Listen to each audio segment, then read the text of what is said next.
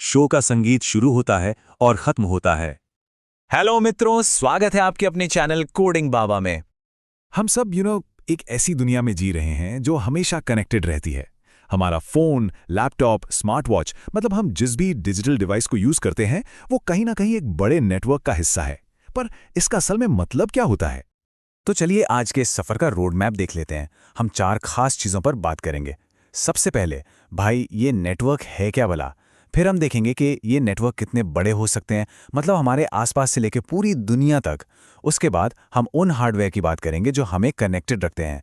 और आखिर में हम कनेक्शन के इतिहास में एक छोटी सी डुबकी लगाएंगे।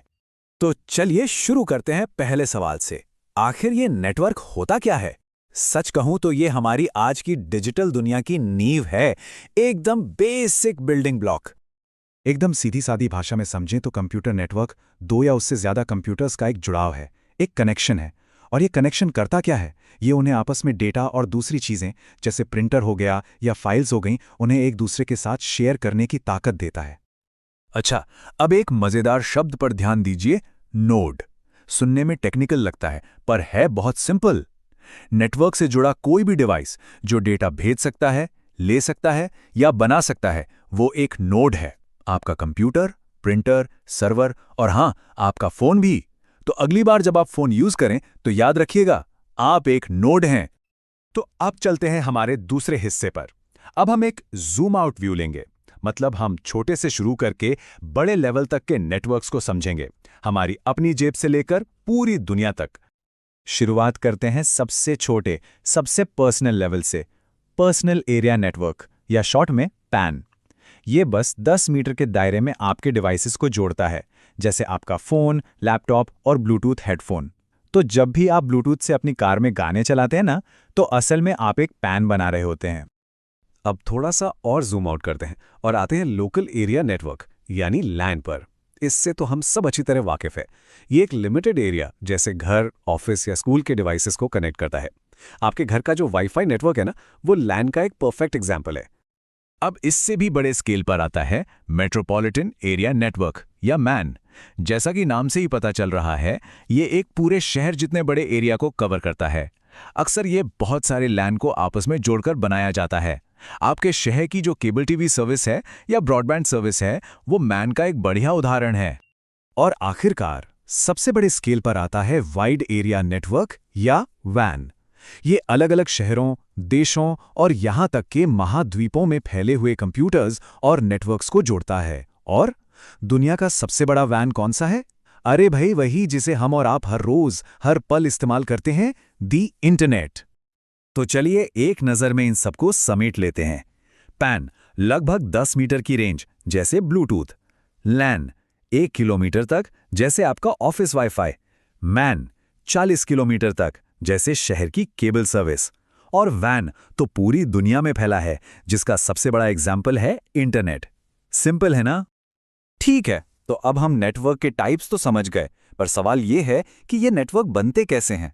चलिए अब जरा उन मशीनों, उन हार्डवेयर्स पर नजर डालते हैं जो इन कनेक्शंस के पीछे का असली काम करते हैं। सबसे पहले बात करते हैं मॉडेम की। इसका नाम मॉड्यूलेटर, डीमॉड्यूलेटर को मिलाकर बना है। देखिए, आपका कंप्यूटर बात करता है डिजिटल भाषा में और टेलीफोन लाइन समझती है एनालॉग। तो मॉडेम एक ट्रांसलेटर का काम करता है। ये डिजिटल सिग्नल को एनालॉग में और एनालॉग को वापस डिजिटल में बदलता है। अगला डिवाइस है नेटवर्क इंटरफेस कार्ड या एनआईसी। आम भाषा में इसे ईथरनेट कार्ड भी कहते हैं। ये वो चीज है जो आपके कंप्यूटर को तार वाले नेटवर्क से जोड़ती है। और सबसे जरूरी बात, हर एनआईसी का अपना एक यूनिक मैक एड्रेस होता है। ये उस कंप्यूटर की पहचान है, ठीक वैसे ही जैसे हमारी उंगलियों के निशान। अच्छा, अब आते हैं एक बहुत ही जरूरी फर्क पर, हब और स्विच। देखिए, हब जो है ना, वो पुरानी टेक्नोलॉजी है, वो थोड़ा कह सकते हैं नासमझ है। उसके पास जो भी डेटा आता है वो उसे चिल्ला चिल्लाकर उससे जुड़े सारे डिवाइसेस को भेज देता है। इससे बेवजह का ट्रैफिक और डेटा कोलिजन, मतलब डेटा का टकराना होता है। वहीं दूसरी तरफ है हमारा स्विच, जो कि काफी स्मार्ट है। वो डेटा को सिर्फ और सिर्फ उसी डिवाइस को भेजता है जिसके लिए वो बना है, एकदम पते पर डिलीवरी। इससे पूरा नेटवर्क स्मूथ और फास्ट चलता है। तो चलिए अब अपने आखिरी पड़ाव पर चलते हैं। ये सब कुछ, ये पूरी कनेक्टेड दुनिया आखिर शुरू कहां से हुई? चलिए कनेक्शन के इतिहास में एक छोटी सी यात्रा करते हैं। ये सोचना भी कमाल का है कि हम कितनी दूर आ गए हैं। 1969 में इंटरनेट के दादाजी आर्पानेट ने काम करना शुरू किया। फिर 1971 में रे टॉमलिंसन ने पहला ईमेल भेजा, जिसने हमेशा के लिए कम्युनिकेशन बदल दिया। 1982 में TCP/IP आया, जिसने अलग अलग नेटवर्क्स को एक दूसरे से बात करना सिखाया। 1983 में DNS ने हमें मुश्किल नंबरों की जगह google.com जैसे आसान नाम दिए। और फिर आया 1990 का साल, जब टिम बर्नर्स-ली ने वर्ल्ड वाइड वेब बनाकर इंटरनेट को हम सबके लिए खोल दिया। और आखिर में 1997 में आया वाईफाई, जिसने हमें तारों से आज़ादी दिला दी। तो ARPANET से शुरू होकर आज के इंटरनेट ऑफ थिंग्स तक का ये सफ़र वाकई लाजवाब रहा है। पर ये हमें सोचने पर मजबूर करता है कि नेटवर्क्स की अगली पीढ़ी कैसी होगी। क्या वो और भी तेज़ होगी, और भी ज़्यादा कनेक्टेड होगी, या कुछ ऐसा होगा जिसके बारे में हम आज सोच भी नहीं सकते। अगर आपको ये वीडियो इन्फॉर्मेटिव लगा तो लाइक करें, और ऐसी ही वीडियोस के लिए हमारे चैनल कोडिंग बाबा को सब्सक्राइब करना ना भूलें। यहाँ तक बने रहने के लिए बहुत बहुत धन्यवाद।